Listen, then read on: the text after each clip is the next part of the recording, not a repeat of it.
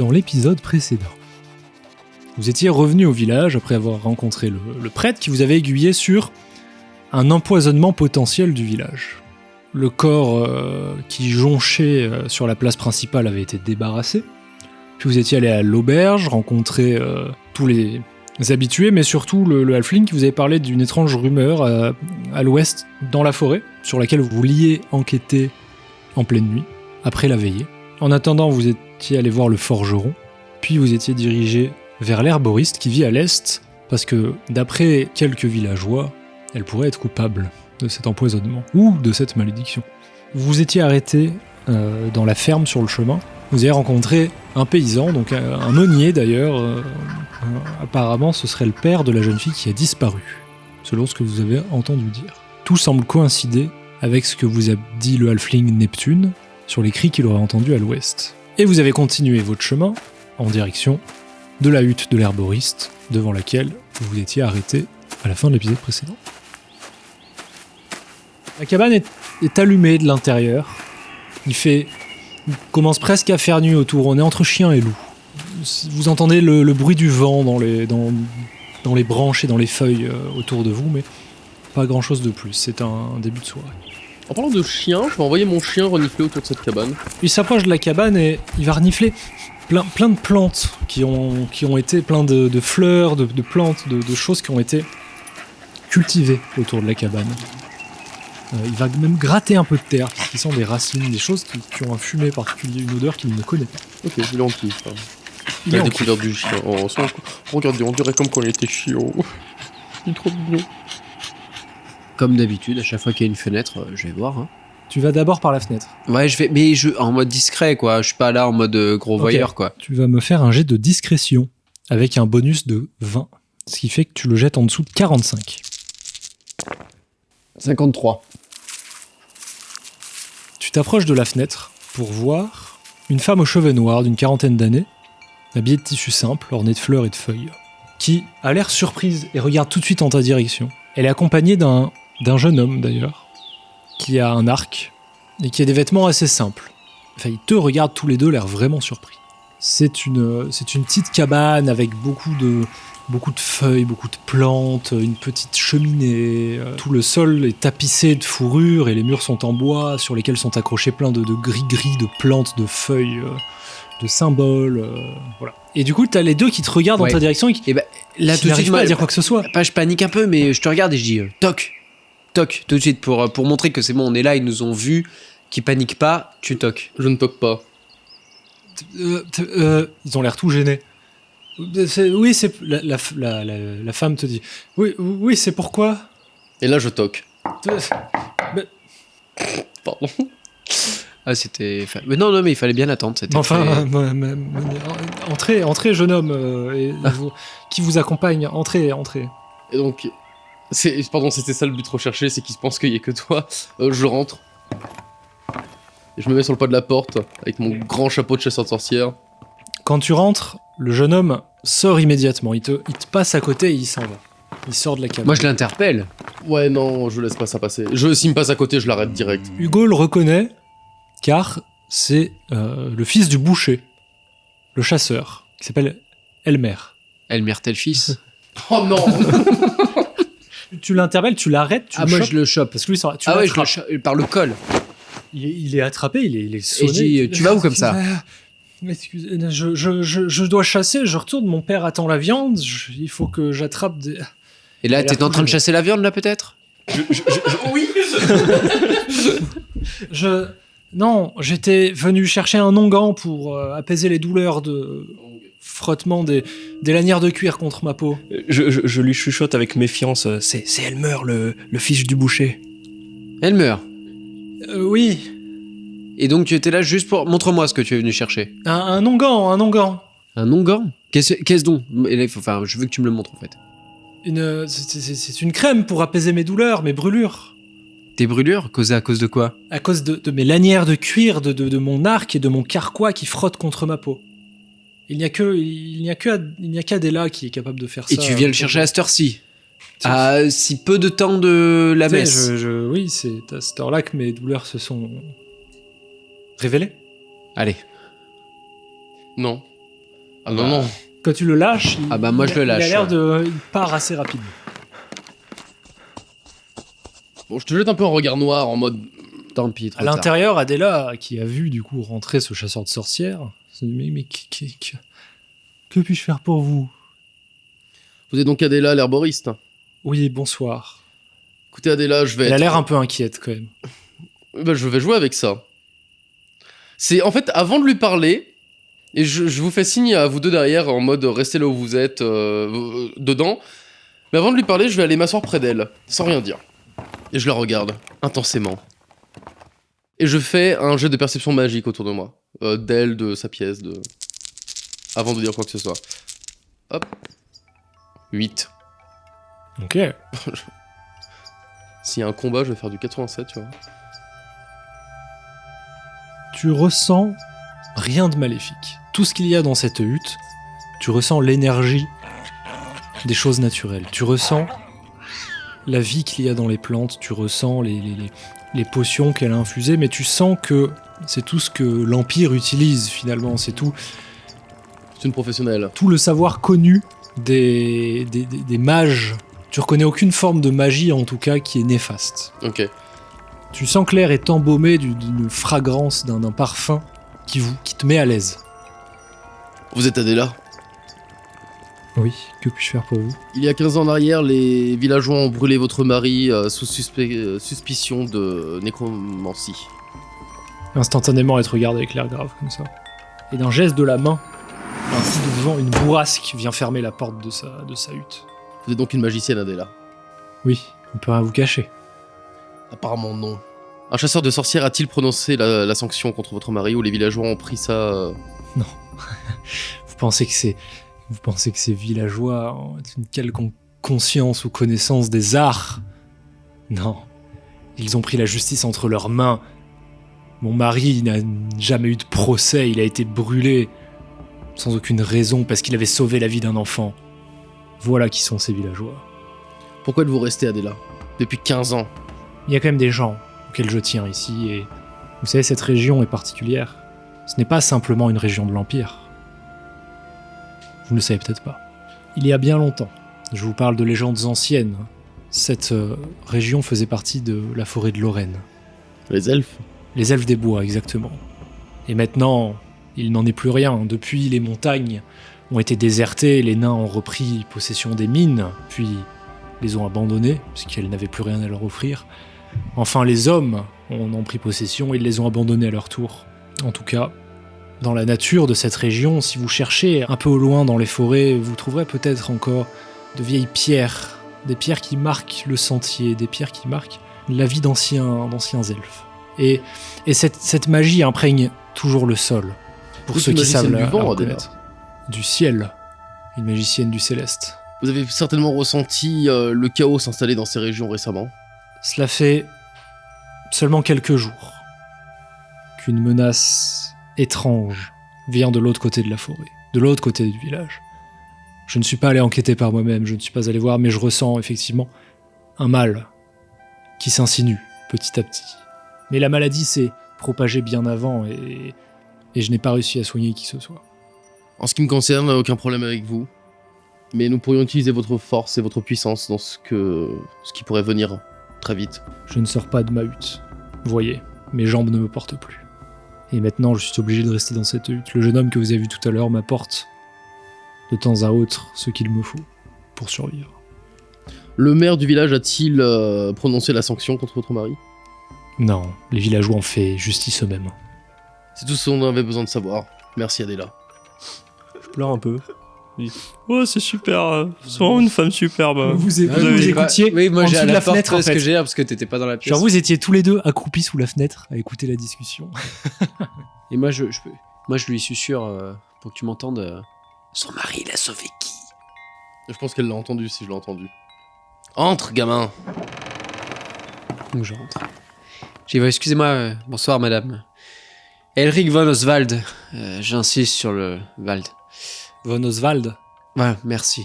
Ah, enfin quelqu'un qui le prononce bien. Ça fait plaisir. Donc, est-ce que vous voulez une petite tisane ou un élixir de plante C'est très gentil à vous, madame, mais Non, rien. Rien, merci beaucoup. J'avais juste une dernière interrogation. Vous dites, malheureusement, excusez-moi de revenir là-dessus, mais que votre mari a sauvé un enfant avant d'être accusé de nécromancie. Dites-moi en plus. Mais cet enfant est présent avec vous aujourd'hui. C'est lui. Il était atteint d'une maladie étrange.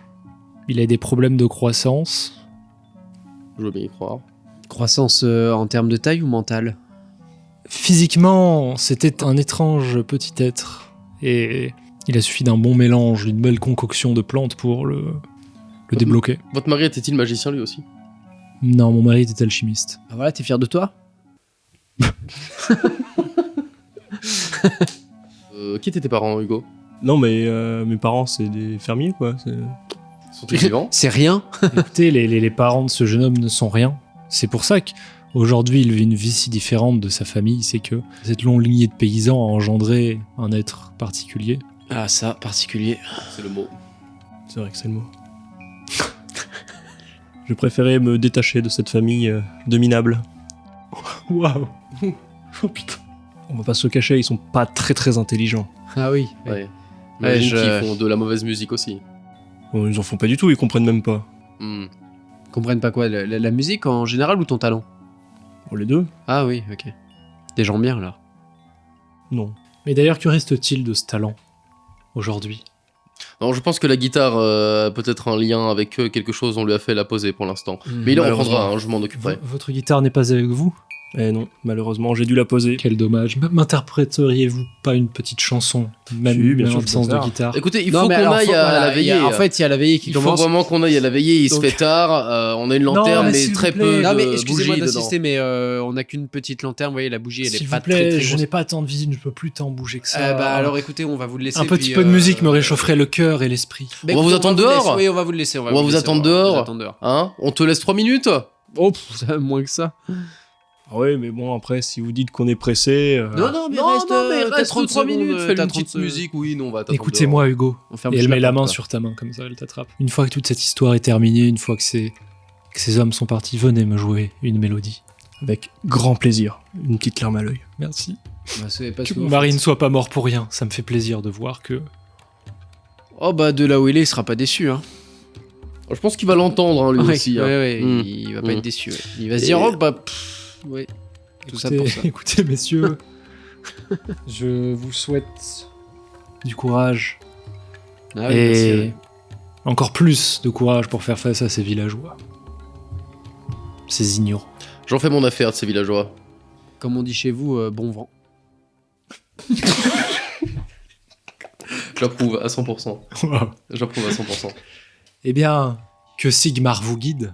Que Sigmar vous guide. Oui, que Sigmar vous guide. Au revoir, madame. On sort.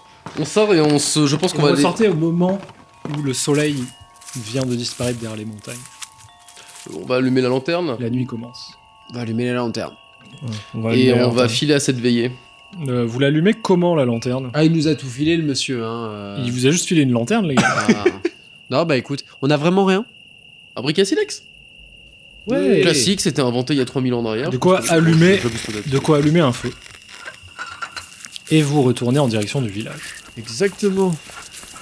Mais on y va vite. Ne pas presser, et vous ne vous arrêtez pas, vous traversez. Ah ouais, je vais vite. Ok. Je m'entraîne à pas perdre une seconde. Vous passez à travers champs, en marche rapide. Vous traversez même à travers les quelques maisons qui sont en dehors du village pour aller plus vite.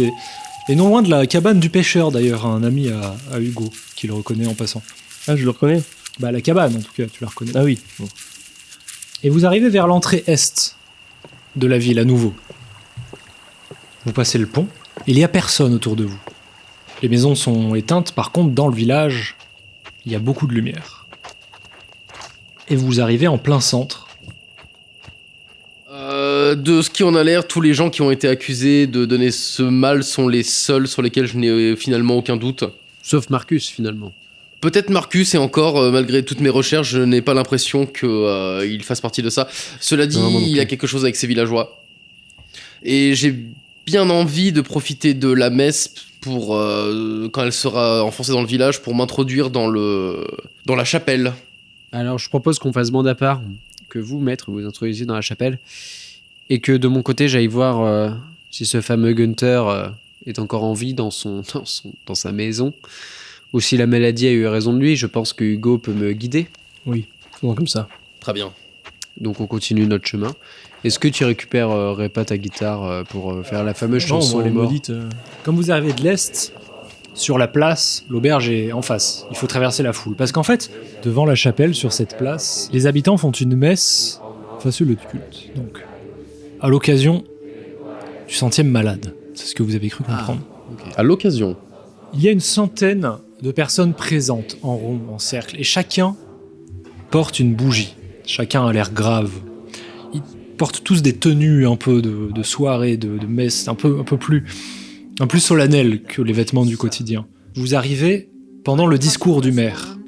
Le maire parle à tout le monde, il est là avec sa petite canne, et à côté de lui, il y a le prêtre de Chalia. Est-ce que vous entendez de loin, en approchant, « Le fléau qui touche notre village continue de se répandre. De nos 284 habitants, 100 sont décédés de cette malédiction. Et chaque jour, plusieurs d'entre nous tombent malades. Nos prêtres vous invitent à prier pour vos morts et pour nos vivants.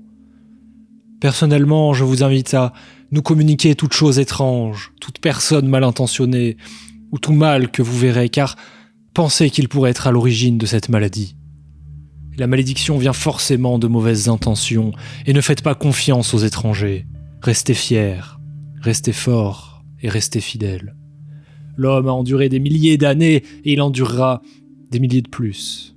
2 hommes de l'autorité impériale nous ont été envoyés pour enquêter sur ce mal. Offrez-leur ce que vous pouvez leur offrir, et répondez à leurs questions. Ils sont là pour nous aider. Je tiens à rappeler, d'ailleurs, à l'attention de tous les villageois présents ce soir, que des brigands sévissent à l'ouest dans les forêts, ne vous y aventurez pas.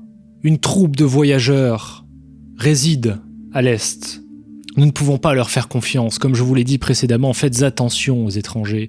Ils sont arrivés en même temps que ce mal. Je ne doute pas que cela soit lié. Maintenant, je vous prie d'entreprendre une longue prière. Les dieux nous répondront si notre foi est suffisamment grande.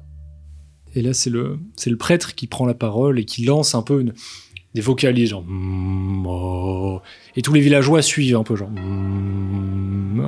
un chant un peu interne. Voilà, vous êtes au milieu de cette assemblée d'une centaine de On est personnes. au milieu de l'assemblée là. Bah vous êtes Ouais, on est sur pas le, trop loin. vous êtes à côté quoi. Vous n'êtes pas rentré dans la foule. mais- Moi, je vous réunis. Et si On allait directement à l'ouest, là où on a entendu les cris. Non, hein. moi je propose que c'est pas une mauvaise idée, peut-être que t'ailles à la chapelle. Toi qui as tes talents de chanteur, tu ferais pas de diversion en chantant une musique pendant que, comme ça occuperait le prêtre. Et moi, ce qui m'embête, c'est qu'elle est maudite, ma guitare. Comment je fais? Non, Non, elle est pas maudite. Il peut la démaudire.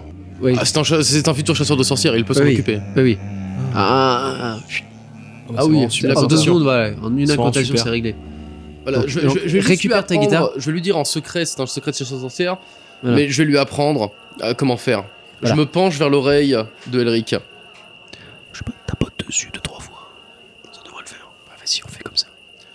C'est bon, il a le secret. Ramène-moi ta guitare. Pendant ce temps, vous allez dans l'église, en tout cas pour regarder si quelque chose cloche, pendant que du coup ça attire l'attention du prêtre, comme ça vous serez tranquille. Et moi je vais voir ce fameux Gunther s'il a encore envie. Alors pendant qu'ils vont chercher la guitare, j'aimerais savoir s'il y a d'autres entrées dans cette chapelle, si je l'ai déjà observé ou si je peux le faire. En fait, tout ce que tu vois, c'est cette entrée principale, cette grande double porte qui fait face à la place. Devant, il y a le maire et le prêtre. Juste vraiment devant, ouais, je peux pas me... Ah oui, ils sont vraiment devant. Là, en fait, tous les villageois sont Ouais, vraiment ouais, mais, autour de l'entrée de la chapelle quasiment. Tu vois. C'est pour, Alors, ça tu qu'il va sais faire, quoi c'est pour ça qu'il va faire diversion. Ouais, mais même, je veux dire, ils vont faire des versions, ils vont le regarder, mais ils vont quand même être devant, enfin ils vont me voir rentrer, c'est pas possible. Tu sais ce que je te propose? On chope le demi-homme, on va dans la forêt là où il y a eu le... Et on ira s'incruster dans la chapelle ensuite, quand il y aura plus si personne. besoin. Ouais. Ok. Mais on va s'occuper de ta guitare, t'inquiète pas. Tu la retrouveras dans un meilleur état que jamais. Incroyable, je vous remercie. Bon, Mais c'était un plaisir. donc C'est un plaisir. Allons récupérer déjà ta guitare et puis direction. Puis comme ça, on appelle ton pote là. Parfait. Allons-y. Let's go. En avant Gagan. Vous entrez dans la taverne, qui est complètement vide, sauf pour Neptune dans un coin, qui s'est assoupi sur lui-même. Il se dort dessus. La tête un peu penchée sur son épaule gauche, et les bras croisés. Réveille-toi. Ah oui, vous êtes là, excusez-moi. Mais quelle heure est-il? Enfin, C'est l'heure de la messe. moi j'ai bien assez bu pour la nuit. Ouf, oh. C'est J'ai l'heure ma de la guitare. messe, mais vous ne vouliez pas aller voir la forêt après la messe? Tiens, donne-moi ta guitare, Hugo. Donne-moi ta guitare. Va-t'en, démon. Oh là là. Non, c'est bon. Oh. Tiens. Elle est Vous débarrassée. faites ça très, très avec efficace. tant de facilité. Mais attends une bonne demi-heure avant de la jouer. Demi-année, Ah, ouais, ouais. demi-année. Il faut laisser le temps au démon de quitter la guitare. Attends un petit peu encore. Ouais. C'est très précis. Mais déjà, je la trouve beaucoup plus légère. Ah oui, c'est souvent le cas parce qu'en fait, les possessions ont un poids psychologique. D'au moins 50 grammes. Voilà. Que tu divises par 2 quand il fait nuit. Voilà. Voilà. Et Voilà, c'est très bien. Voilà, merci.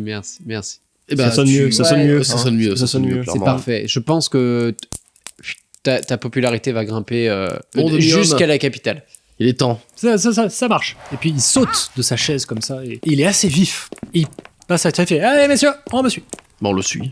En sortant, il va tout de suite à gauche. Il y a un autre sentier qui en fait donne tout de suite sur la sortie ouest de la ville.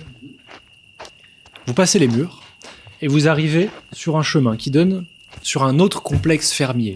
Et en traversant ce complexe, vous traversez l'espèce de cour principale. Vous voyez à droite, vous voyez des champs, des grands bâtiments. Tout est éteint. Vous pensez que tous les paysans sont à l'intérieur du village à ce moment-là. Finalement, les 100 personnes présentes sont peut-être les seules personnes encore en vie dans ce village d'à peu près 300 habitants. Et donc le halfling fait « Allez, on traîne pas, vite, dépêchez-vous là !» Et puis vous voyez que pour sa petite taille, il va vraiment vite quand même. Donc vous devez marcher assez activement pour le suivre. Rapide et nerveux, je Ça, connais. Oui, moi aussi. Je me Petit, rapide. Ouais. Allez, on y va, par ici. En traversant le complexe fermier, en arrivant de l'autre côté, ce n'est pas des champs, c'est des terres qui sont pas du tout entretenues. Il y a plus de sentiers à ce moment-là. Par contre, l'œil avisé des deux chasseurs de sorcières remarque que un sentier a été creusé non pas par des outils, mais comme si le chemin avait été emprunté auparavant. Et vous arrivez à l'orée de la forêt. Il fait complètement nuit. À part le bruit du vent et le cri d'un hibou, vous n'entendez plus rien du village. Derrière vous, les lumières du village éclairent quelque peu la vallée, mais vous êtes vraiment dans l'ombre. Simplement, voilà, tu éclaires à la lampe torche, et le halfling reste près de te faire maintenant, passe devant pour montrer le... Puis je te guide, parce que moi je vois rien là. Oh, bah reste à côté. Non mais on reste à côté, mais il faut que la lumière soit devant, moi je vais pas me prendre une touche. Fais attention à lui. Écoutez, je suis sûr que le cri est venu de quelques dizaines de mètres plus loin, il faut qu'on continue dans la forêt. On continue dans la forêt. Ouais, j'ai ma main sur mon arme. Vous enfoncez alors dans des herbes un peu plus hautes, il y a des branchages qui bloquent un peu votre chemin, que vous écartez avec vos bras. Et les arbres sont de plus en plus nombreux et touffus. Et vous marchez une vingtaine de minutes dans cette forêt, jusqu'à arriver sur une petite clairière. Et au milieu de la clairière, une vieille souche. De là où vous êtes, vous ne voyez rien, il n'y a qu'une ombre actuellement. Donc on peut s'approcher de cette souche, hein. Vous approchez lentement parce que vous remarquez quelque chose d'étrange et sur cette souche. Et alors que Otto lève la lanterne, sur la souche est crucifié le corps d'une jeune fille. Ses yeux ont été retirés et sa bouche est crispée à jamais dans un cri d'horreur. Ses yeux ont été retirés. Son ventre a été ouvert et ses entrailles sorties puis déroulées autour du tronc Elle l'a pas vu venir, celle-là. comme une horrible guirlande. Et la robe bleue vous indique que vous êtes en présence de la fille qui avait disparu. Mais le pauvre, on va pas lui dire. Oh, si. Oh, t'es terrible, toi. Ah, Imaginez, c'est votre fille. Je préférais savoir qu'elle est morte pour pouvoir passer le restant de mes jours à la venger. Les réflexes du vieux chasseur de sorcières remarquent tout de même qu'il y a pas mal de traces de pas autour de cette souche, comme si un rituel avait été pratiqué. Mais aussi vous comprenez peut-être tous les trois à la fois pourquoi son fiancé s'est pendu. Peut-être qu'il a retrouvé ce qui était advenu d'elle. Je fais mon fameux conscience de magie, et oui, le même. Tu discernes, effectivement, mais tu le sens peut-être depuis un moment et tu t'en rends compte seulement maintenant, qu'une étrange présence est dans ces lieux, qu'une aura englobe cette partie de la forêt, cette clairière en tout cas, et qu'un dieu du chaos s'est mêlé à tout ce qui se trame ici. Ok. Soudainement, dans un craquement, une branche de l'arbre se soulève et une autre. C'est comme si deux bras avec de longues griffes s'écartaient, prêts à vous attraper. Et la souche se met à se mouvoir dans un hurlement qui rappelle le cri de la jeune fille. D'accord. Est-ce que je reconnais le monstre? Ce que tu reconnais, c'est que c'est l'âme de la personne sacrifiée qui s'est introduite dans ce qu'elle avait autour d'elle. La seule vie dans laquelle elle pouvait s'imprégner, c'était la vie de cet arbre mort. Et que cet arbre prend conscience et il devient imprégné par une envie de vengeance. Là, je me recule, je sors immédiatement mon épée. Et l'arbre se soulève, avec la fille toujours accrochée sur lui. C'est comme si elle se réveillait à la fois. Ses bras bougent en même temps que les branches de l'arbre se bougent. Une banshee. Je me mets derrière eux. Je fuis. Moi, je suis pas très rassuré et je me mets aussi derrière. En fait, je connais pas, je sais pas c'est quoi. C'est la première fois que j'en vois. L'écorce se brise. C'est comme si une bouche et une mâchoire s'ouvraient. Et de cette mâchoire, le cri de la jeune fille transparaît. Un cri strident. Un cri de peine, d'horreur et de colère. Je me tourne vers vous, je fais fuyez, gamin. Ah, et moi je cours. Direct. J'ai pas parlé du demi-homme parce que le demi-homme, il est au même niveau qu'eux. Il est complètement pétrifié. Il voit ça, il sait pas quoi faire. Pour la première fois de sa vie, il arrive pas à s'enfuir. Ce qu'il reste, c'est toi et la Banshee. Il y a un jet d'initiative à faire entre vous deux. Merci. Trop facile. Ce qui fait que t'es à 24. Ok. Donc c'est toi qui commence. C'est moi qui commence. Ok, alors j'utilise ma prothèse pour laisser découvrir dans la stupeur et la surprise et surtout le côté très cool de ce qui va se passer. Ma main tombe comme ça pour laisser apparaître le canon de mon bras gauche et je tire droit dans la gueule de la Banshee. Ok, tu me jettes un D20 en fonction de ta dex pour savoir si tu touches. 2. Le coup touche exactement là où tu l'avais voulu. Maintenant, tu vas me faire un jet par rapport à ton canon. Donc ton canon, il fait 1 D8. 7. Pendant que vous reculez d'effroi, vous voyez Otto, sans se démonter, qui met un pied derrière lui comme pour prendre appui, et qui lève son bras gauche. Il tire d'un coup de feu. Un énorme coup de canon retentit. Il y a une énorme lumière qui s'allume d'un coup, et la poudre explose en direction de l'arbre et rentre directement dans sa bouche. C'est un coup violent et transperce l'arbre. Et il chancelle. Évidemment, au niveau de sa bouche, c'est là aussi où se trouvait la jeune fille. C'est-à-dire que là, tu as ouvert en deux la jeune fille qui était déjà finalement ouverte sur cet arbre. Oui, bon, ça Et rapporte finalement, la partie haute de l'arbre ne comprend plus que sa tête et ses bras, et la partie basse plus que ses jambes. Moi, je suis juste stupéfait. Je vois, je suis paralysé, les jambes et les bras écartés. Je trouve ça à la fois magnifique. Je trouve ça limite un peu jouissif. Moi, je suis spectateur abasourdi. Je demande si t'as. Je crie, je fais. Maître Otto, vous avez besoin d'aide? Entourez-la. Alors moi, j'y vais avec mon sabre là. J'essaie de donner un coup, peut-être pour je sais pas, casser ce qui les retient la fille à l'arbre ou je sais pas. Elle est collée quoi. Elle est crucifiée. Ouais. C'est-à-dire que ses deux mains sont clouées à l'arbre et ses deux pieds aussi. Oui, Ça va être salissant. hop, un coup de main, un coup de pied, putain. Donc t'essayes de trancher les bras. Ah, moi, tu je vas me tranche, faire tu vas me jeter un D20 en fonction de ta dextérité, mais tu vas rajouter plus 4. Parce que l'arbre est sonné. Alors, des 20, sachant que. Ouais, non. En dextérité, t'es à 11. Ouais, Donc, ouais, mais. c'est en dessous de 15. Tu vois, là, je me suis dit, est-ce que mon sens de la répartie? Mais je pense pas. Elle fait 11. Ok, parfait. Nice. Donc ce qui se passe, c'est que d'un coup sec et maîtrisé, tu sectionnes ces deux poignets. Le haut du corps, en tout cas, se détache et tombe au sol à côté de toi. Ça ne changera à l'arbre. Il est toujours dans son cri chancelant. Il vient toujours d'être sous le coup du dégât du coup de canon, quoi. Ouais. L'action, c'est à Neptune. Neptune est paralysé, il n'a rien à faire. Et ensuite, c'est à notre ami Hugo, peut-être d'entreprendre quelque chose. J'entreprends d'écrire quelque chose. Ce sont des mots-clés que je note. Tout ce qui me vient par la tête, Banshee, valeureux guerrier... C'est original. oui, en plus. Donc, Je dis combat à l'épée, démembré, arbre, halfling en pleine réflexion. C'est encore au tour d'Otto de faire une action avant que l'arbre ne puisse réagir. Je lui jette la lanterne avec l'huile dessus dans le but de faire prendre feu à l'arbre. C'est un œuf, C'est un œuf. comme dirait la poule. Tu la jettes de toutes tes forces. Elle virevolte un peu dans le ciel, elle tournoie. Et elle éclaire les visages ébahis de tes 3 acolytes qui regardent cette lanterne exploser dans la bouche de cet arbre. Et les flammes se propageaient d'un coup, vif, comme si l'intérieur de l'arbre contenait un carburant qui était plus puissant que de l'essence, comme si finalement la magie était combustible, comme si tu brûlais l'âme de la personne qui était à l'intérieur de l'arbre. C'est beau ce que tu dis.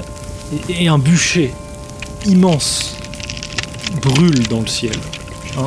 Presque un tournoiement de flammes vient éclairer la lune et les étoiles au milieu de cette clairière. Et l'arbre, dans un cri, tombe en arrière, brûlé, en train de tomber ensemble.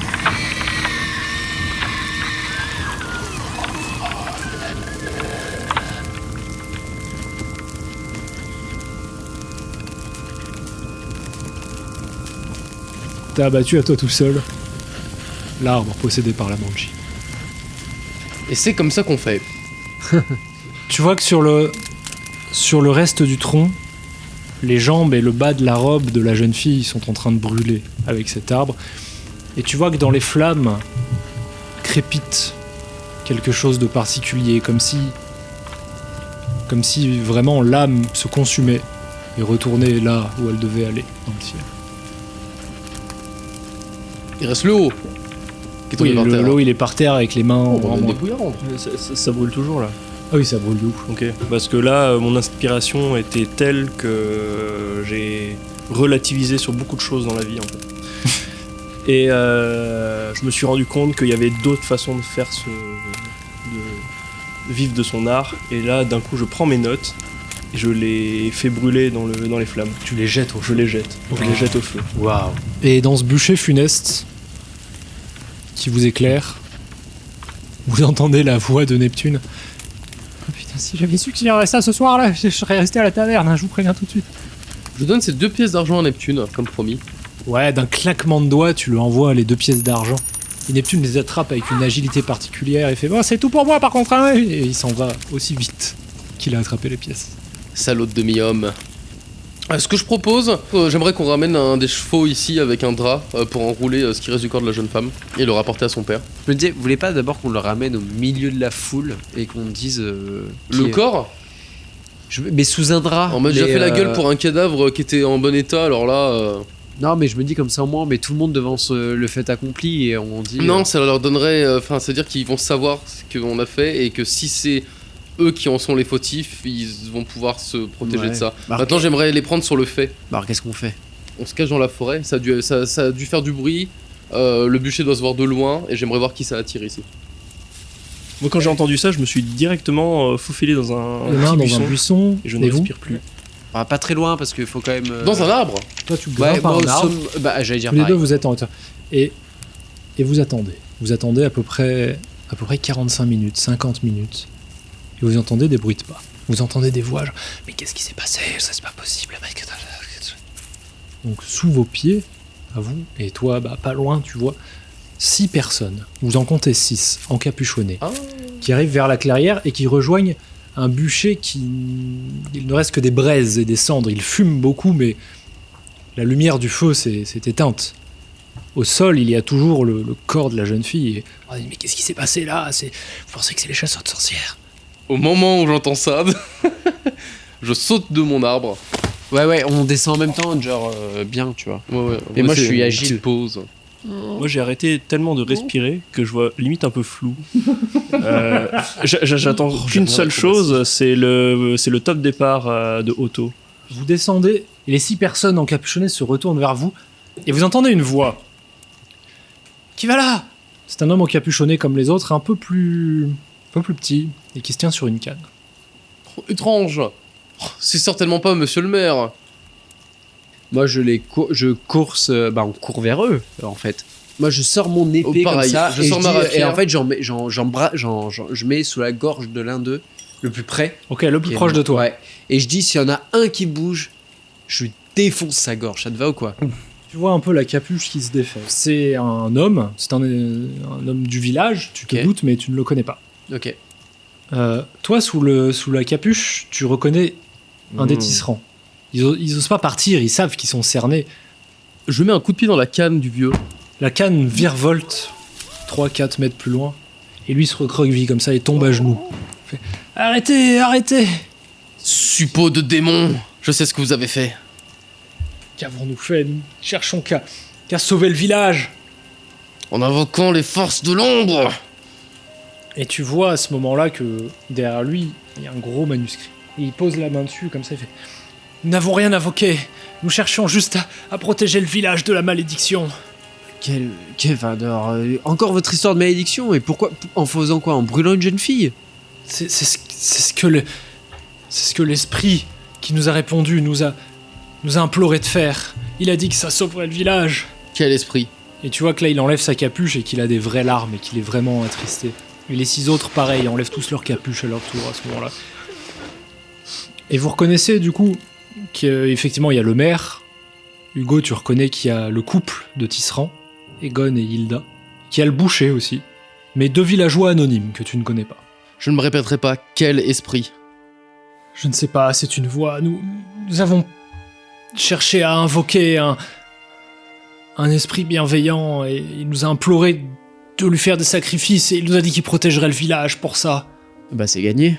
Je m'empare du manuscrit.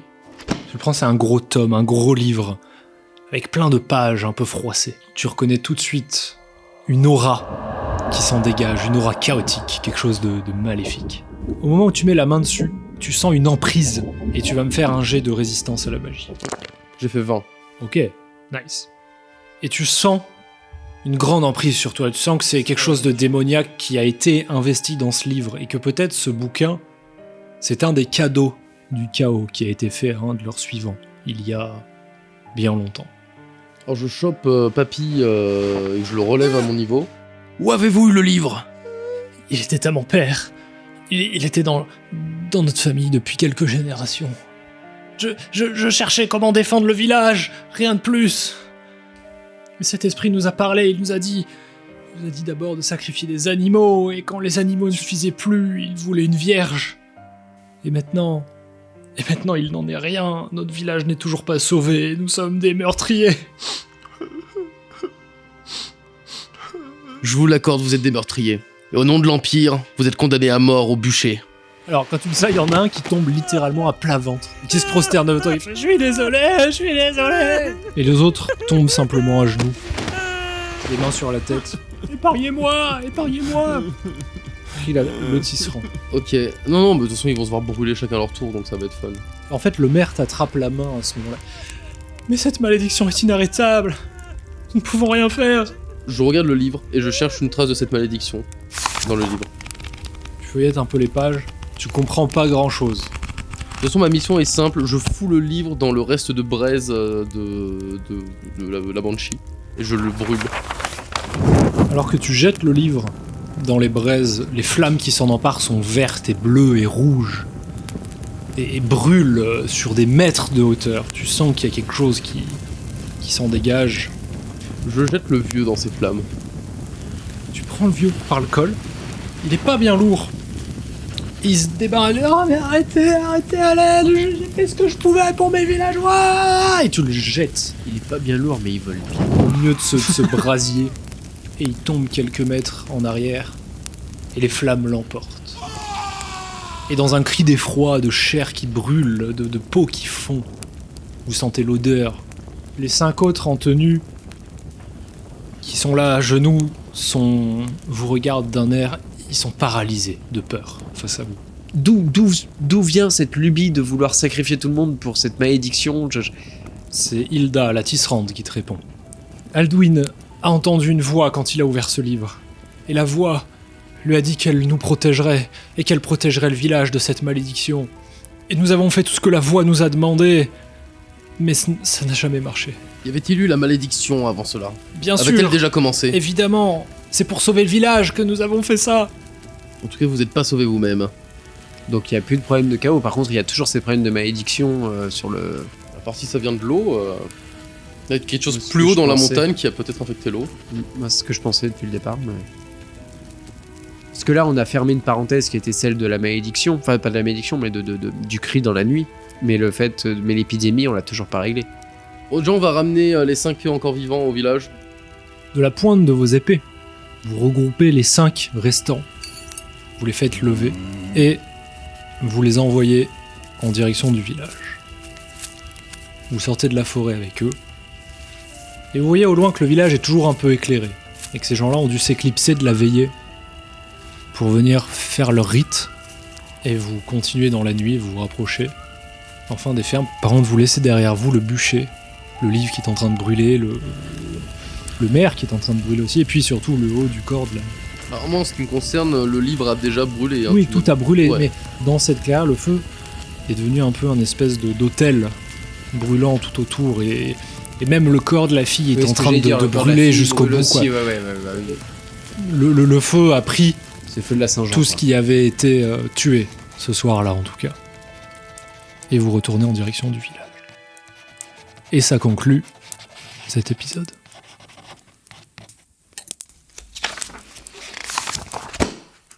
Et merci à toi d'avoir écouté cet épisode. On espère vraiment que ça t'a plu, que ça vous a plu. Et on se retrouve dès dimanche prochain pour découvrir la suite.